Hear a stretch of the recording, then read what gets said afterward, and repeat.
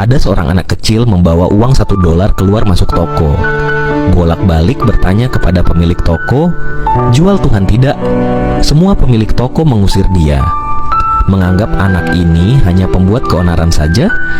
Menjelang malam dia masuk ke toko yang ke-29, toko terakhir yang dia masuk. Seorang pria tua berumur sekitar 60-an tahun menerima dia dengan ramah, menanyakan kepada anak itu, "Nak, namamu siapa? Kamu mau beli Tuhan buat apa? Coba kamu ceritakan." Anak itu menjawab, "Nama saya Bondi. Sejak kecil kedua orang tua saya sudah meninggal. Paman saya lah yang merawat saya selama ini. Paman kerja di proyek. Beberapa hari yang lalu dia jatuh dari lantai 3. Sekarang koma di rumah sakit. Menurut dokter, beliau itu sudah tidak punya harapan lagi. Hanya Tuhan yang bisa menolongnya." Dengan terisak-isak si anak ini melanjutkan kisahnya. Tuhan itu pasti obat ajaib. Maka itu saya mau beli Tuhan untuk menolong paman saya. Mendengar cerita si Bondi, air mata orang tua itu berlinang. Dia berkata kepada Bondi, "Nak, di sini ada Tuhan dan kebetulan harganya $1, tepat seperti uang yang kamu punya." Dari lemarinya dikeluarkannya sebotol minuman yang ada tulisan "Kasih Tuhan." Katanya, "Ambillah ini, Nak, pamanmu akan sembuh setelah minum ini." Setelah mengucapkan terima kasih dengan membawa minuman itu, si Bondi berlari ke rumah sakit.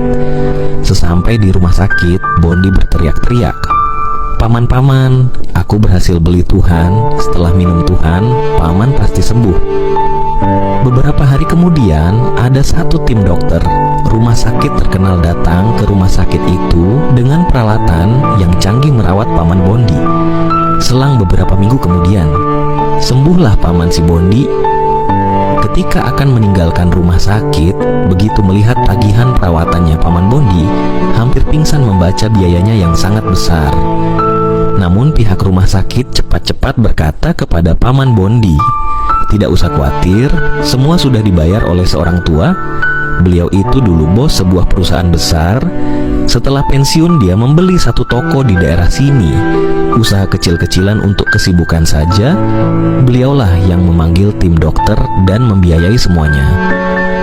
Mendengar penuturan pihak rumah sakit, paman dan Bondi buru-buru pergi ke toko orang tua itu. Menurut orang di sekitar sana, tokonya baru saja dijual dan beliau sedang jalan-jalan ke luar negeri. Beberapa bulan kemudian, paman Bondi mendapat surat dari orang tua yang baik hati itu.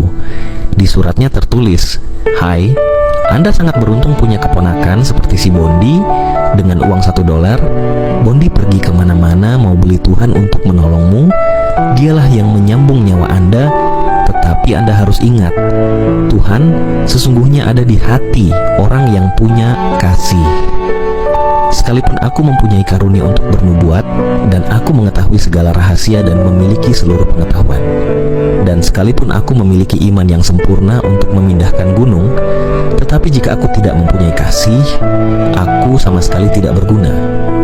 Kasih tidak berkesudahan, nubuat akan berakhir, bahasa roh akan berhenti, pengetahuan akan lenyap." 1 Korintus 13 ayat 2 dan 8. Kasih ada di dalam hidup. Jadilah orang yang penuh kasih dengan selalu berbagi kepada orang yang membutuhkan. Bagikan cerita ini ke semua orang Goyawige kamu kasihi. Biar kasih ini menyentuh hati orang-orang yang belum mempunyai kasih di dalam hidupnya. Tuhan Yesus memberkati.